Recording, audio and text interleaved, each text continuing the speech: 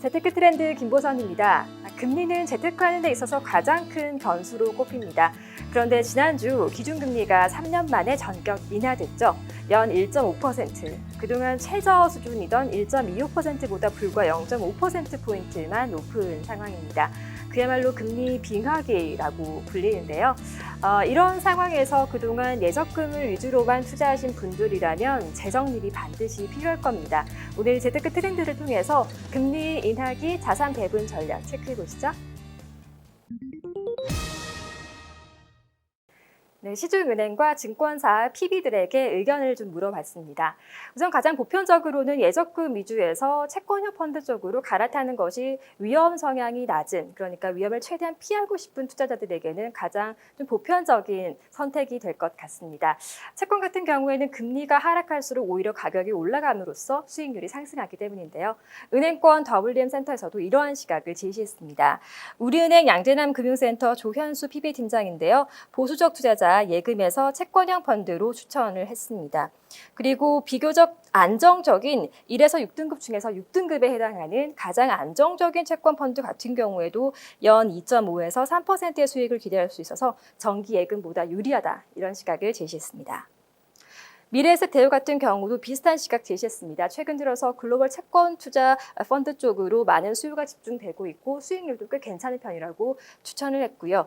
또 중위험형 투자자 같은 경우에는 아무래도 대체 투자를 선호하게 되는 시기라는 점에서 원유 같은 원자재 상품에 좀 간접적으로 투자해 볼 수 있는 상품이죠. DLB, 특히 원금 보장형 DLB라는 점에서 추천할 만하다, 이렇게 제시했고 조금 더 적극적인 성향이라면 DLS도 괜찮다는 시각을 제시했습니다.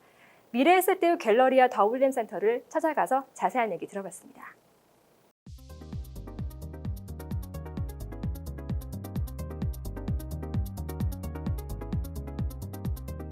최근에 금리 인하와 더불어서 고객분들의 자산이 아무래도 조금 더 공격적인 자산 쪽으로 좀 많이 이동하고 있는데요. 보수적인 성향을 가지신 분들은 원금이 보장되는 DLB나 아니면 원금이 보장되진 않지만 조금 더 수익을 추구할 수 있는 DLS, 그리고 해외 채권형 쪽으로는 꾸준히 자금이 유입되고 있는 상황이고요. 조금 더 공격적인 성향을 가지신 분들은 원금이 보장되진 않지만 금이나 또는 유가 쪽에 직접 투자하시는 분들이나 아니면 해외 주식에 직접 투자하시는 분들이 조금씩 증가하고 있습니다. 최근에 주식형 상품 쪽으로 꾸준히 자금이 유입되고 있는데요. 글로벌 배당 인컴 펀드라든가 그런 쪽으로 자금이 많이 유입되고 있고, 채권형 상품 같은 경우에는 하나, UBS 핀코 글로벌 채권 쪽이 꾸준히 자금이 많이 유입되고 있는 쪽이고요. 그리고 피델리티 글로벌 배당 인컴 쪽으로도 자금이 많이 좀 모이고 있습니다.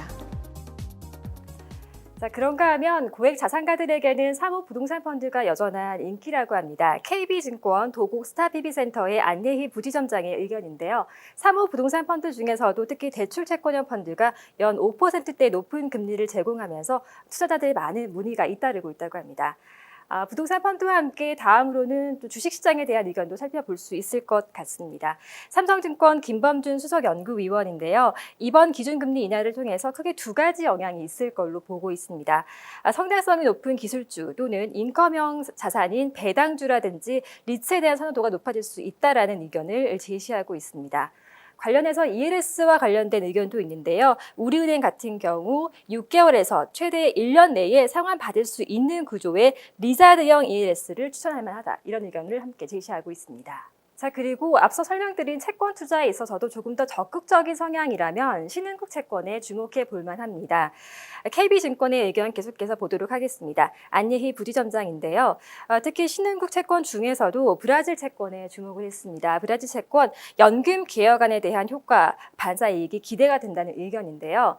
구체적인 의견으로는 원 헤아라의 환율을 기준으로 봤을 때 320원 이하에서는 여전히 매수가 유효하다, 이런 의견을 제시하고 있고요. 채권 시장과 관련된 의견 조금 더 봤을 때 삼성증권 같은 경우는 미국의 금리 인하가 본격적으로 더 이어진다면 신흥국 채권과 신흥국의 환율에 대한 매력도가 올라갈 수 있다, 이런 의견도 함께 제시하고 있습니다. 자, 그런데 앞서 살펴드린 이런 다양한 자산 배분 전략보다는 나는 안정적인 확실한 수익률을 챙기는 것이 가장 중요하다 이렇게 생각하는 투자자분들도 있을 텐데요. 그런 분들이라면 특별 판매 상품에 주목해 보는 것도 팁이 될 수 있겠습니다.